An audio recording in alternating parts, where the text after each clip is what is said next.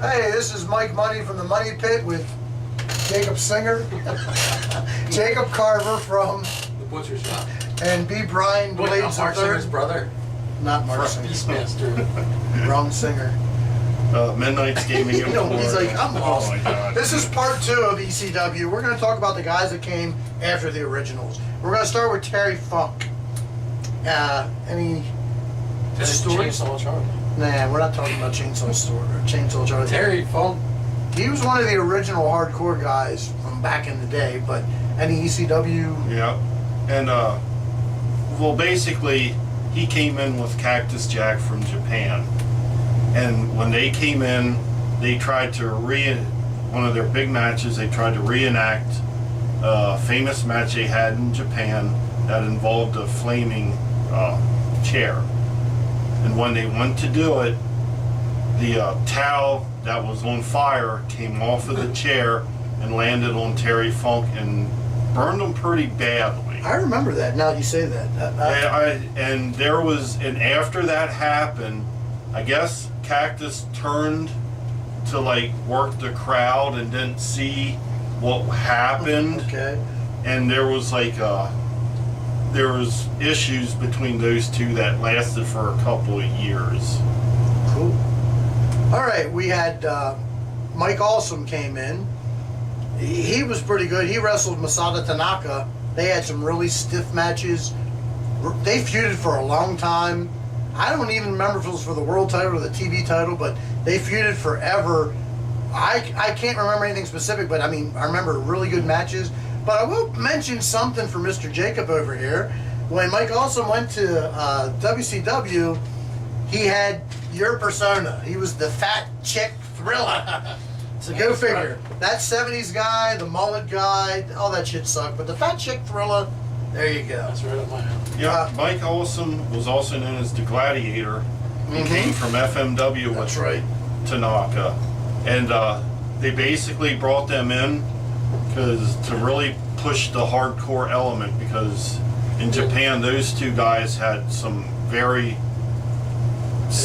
like Mike Money said, very stiff matches. And I think Tanaka, that dude could take a fucking chair shot, man. Yeah. He always stiffen up real tight, and you could hear that chair hit hard and dent. And he just stood there and took it. That was pretty amazing. And another guy they brought in from FMW was Wing Kanamura to also help really push the hardcore element that ECW at this time was really, really pushing.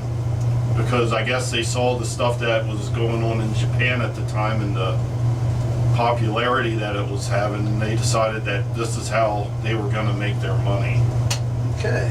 A bunch of guys came in, like on their way to WCW, it seemed like Dean Malenko, Chris Jericho, Chris Benoit, Eddie Guerrero, and Rey Mysterio Jr. I don't know, do you guys have any stories about them?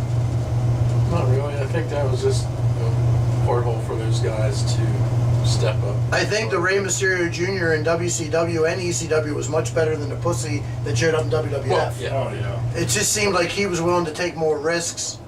Just my opinion, what do I know? Okay, Bam Bam Bigelow came in. We talked about the suplex by Taz, but he also picked up Spike and threw him like 16 rows into the audience. That was just classic. It's one of those, if you saw it, you had to laugh. Okay, Kevin Sullivan came in.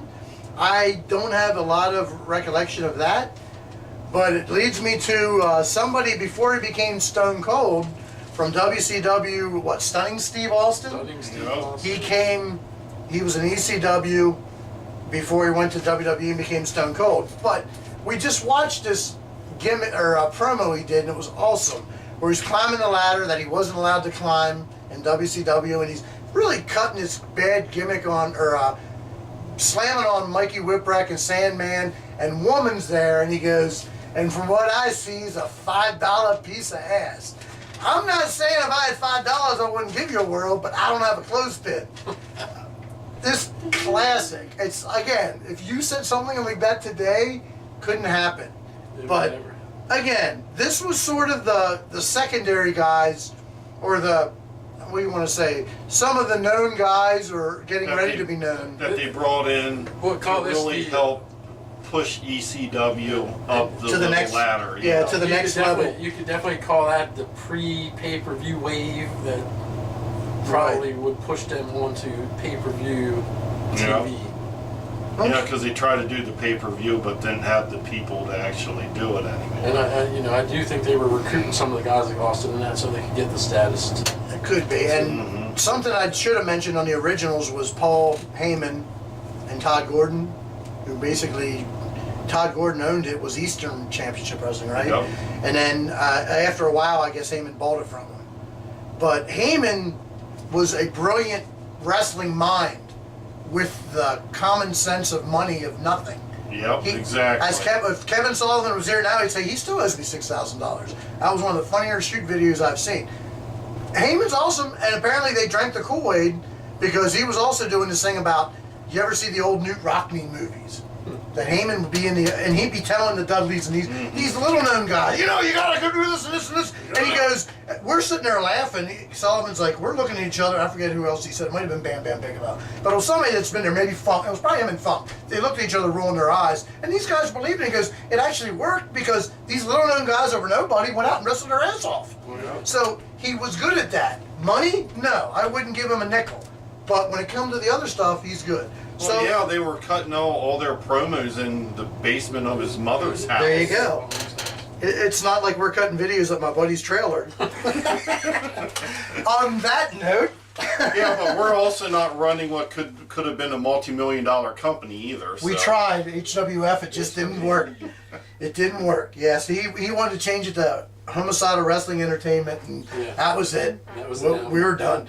Anyway, Jacob Carver, Jacob Carter.